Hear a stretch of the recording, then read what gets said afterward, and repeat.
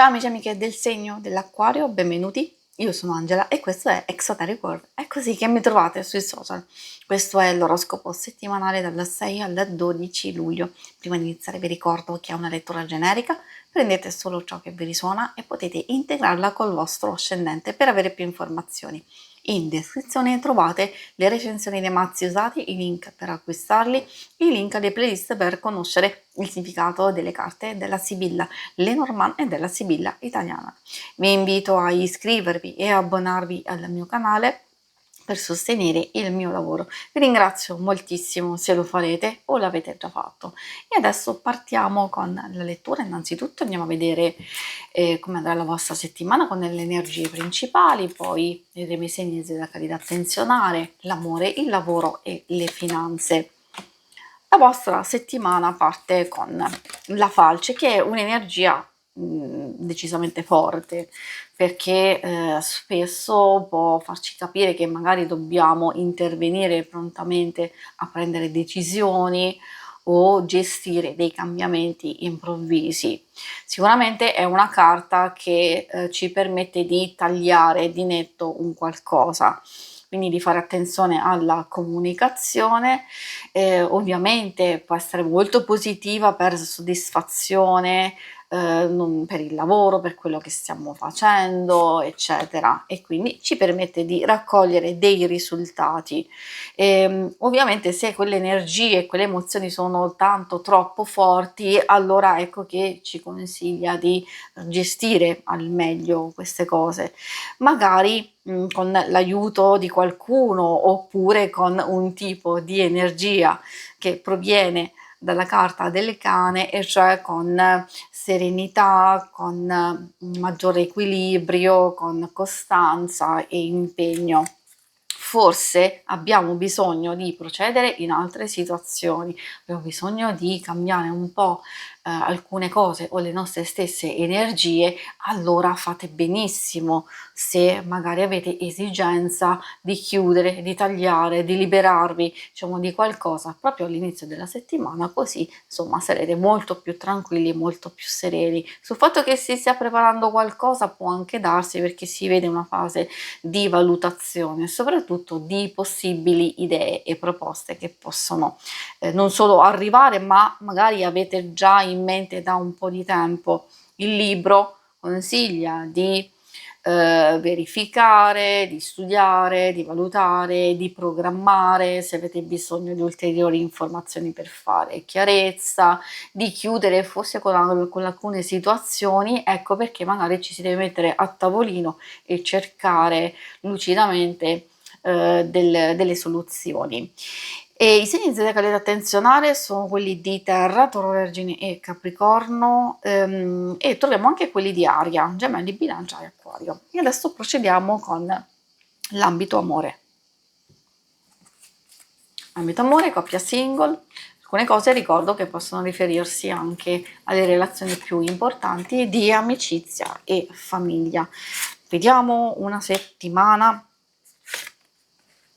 di alti e bassi, soprattutto di alti, perché ci sono delle carte positive che riguardano fiducia, intesa, accordo, comunicazione, anche delle situazioni dove si può ritrovare o ricostruire e recuperare il rapporto, e questo lo dico principalmente per chi ha difficoltà o chi sta vivendo una situazione di distacco o di allontanamento. Quindi c'è una fase o di riconciliazione o comunque di ripresa, direi anche della stessa comunicazione, perché si vede quell'energia molto forte che potrebbe portare un po' di turbolenza, diciamo negativa, però allo stesso tempo si vede proprio la possibilità di superare questa fase e ritrovare la serenità, la conciliazione e la pacificazione. Fase turbolenta in realtà potrebbe anche riguardare le dinamiche giornaliere di decisioni da prendere, di gestione casa, famiglia, o anche delle questioni strettamente personali, e che potrebbe essere un po' difficile trovare la massima conciliazione, quindi una fase di passaggio. Ecco, meglio valutare attentamente, meglio programmare, decidere insieme, onde evitare equivoci e cose insomma un po' difficili poi da gestire.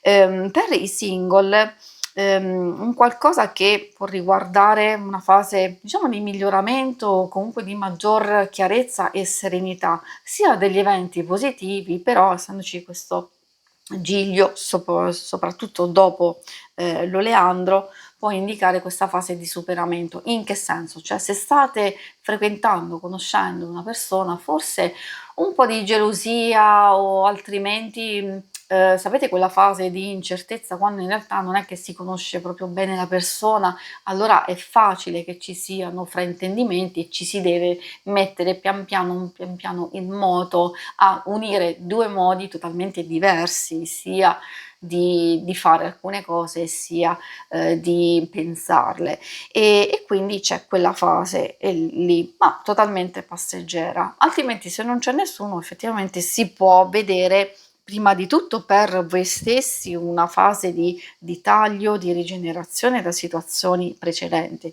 perché ci sono ancora in corso o ci sono proprio delle cose un po' fastidiose e qui potete, come vi dicevo, lasciar andare e mettervi in nuove situazioni. Magari è proprio con questa carta che si può ritrovare la serenità, può esserci anche qualche nuova aspettativa. Vediamo adesso la parte più pratica del lavoro e delle finanze. Amore in queste situazioni indica dedizione, cura e attenzione a quello che state facendo e quindi lo state facendo bene. Può portare anche gioia e serenità, magari diciamo finalmente una fase di equilibrio. Ok, chi ha l'opportunità di staccare, di rigenerarsi, quindi si trova in vacanza, ancora meglio perché magari potete divertirvi, cogliere delle opportunità e procedere in questo modo, quindi ricaricarvi per poi riprendere successivamente. Chi ovviamente sta continuando a lavorare, forse ci sono comunque delle opportunità di mantenere il proprio lavoro, i propri impegni in equilibrio o addirittura possono esserci anche delle novità. Forse questo può essere utile per chi vuole fare grandi cambiamenti, per chi vuole dei miglioramenti e anche chi è in cerca di lavoro. Le opportunità saltano fuori o da una persona nello specifico, magari aiuto e sostegno, se già c'è questa specie di collaborazione e di aiuto, magari ecco, può essere anche utile per chi vuole cercare collaborazione per futuri progetti. Questo è un momento proprio per pianificare, per cercare di capire se ci sono tutti i presupposti al posto giusto.